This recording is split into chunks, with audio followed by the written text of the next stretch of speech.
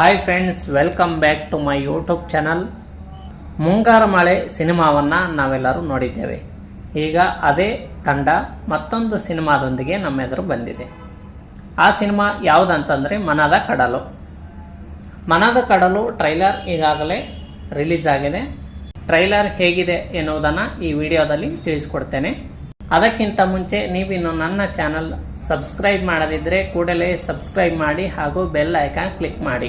ಮನದ ಕಡಲು ಚಿತ್ರದಲ್ಲಿ ಸುಮುಖ, ರಾಶಿಕಾ, ಅಂಜಲಿ, ರಂಗಾಯಣ ರಘು ಮುಖ್ಯ ಪಾತ್ರದಲ್ಲಿ ನಟಿಸಿದ್ದಾರೆ. ಸಿನಿಮಾದ ಟ್ರೈಲರ್ ನೋಡುತ್ತಿದ್ದರೆ ಆಗಾಗ ಮಳೆ ಬರುವ ಸೀನ್ ಇರೋದ್ರಿಂದ ಮುಂಗಾರು ಮಳೆ ನೋಡಿದಂತೆ ಆಗುತ್ತದೆ.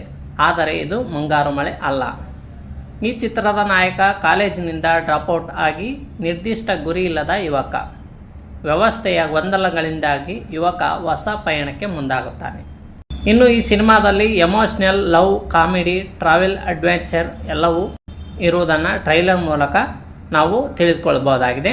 ಸಮುದ್ರದ ದಡದಿಂದ ಪ್ರಾರಂಭವಾಗಿ ಅಲ್ಲಲ್ಲಿ ಮಳೆ ಬರುವಾಗ ನಡೆಯುವ ಸನ್ನಿವೇಶಗಳು ಪ್ರೇಕ್ಷಕರಿಗೆ ವಿಭಿನ್ನ ಅನುಭವ ನೀಡ್ತವೆ.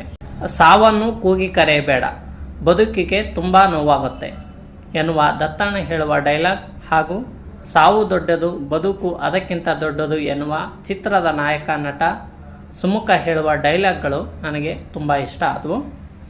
ಈ ಎರಡು ಡೈಲಾಗ್ನಿಂದ ಈ ಚಿತ್ರದಲ್ಲಿ ಸಾವು ಬದುಕಿನ ವಿಶ್ಲೇಷಣೆ ದೊರೆಯಬಹುದು.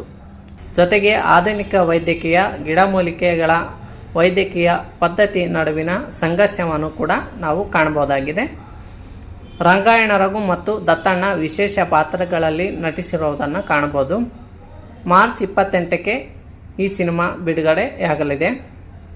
ಇದೇ ರೀತಿಯ ಸಿನಿಮಾ ಕಂಟೆಂಟ್ಗಳಿಗಾಗಿ ನನ್ನ ಯೂಟ್ಯೂಬ್ ಚಾನಲ್ ಸಬ್ಸ್ಕ್ರೈಬ್ ಮಾಡಿ ಹಾಗೂ ಬೆಲ್ ಐಕಾನ್ ಕ್ಲಿಕ್ ಮಾಡಿ.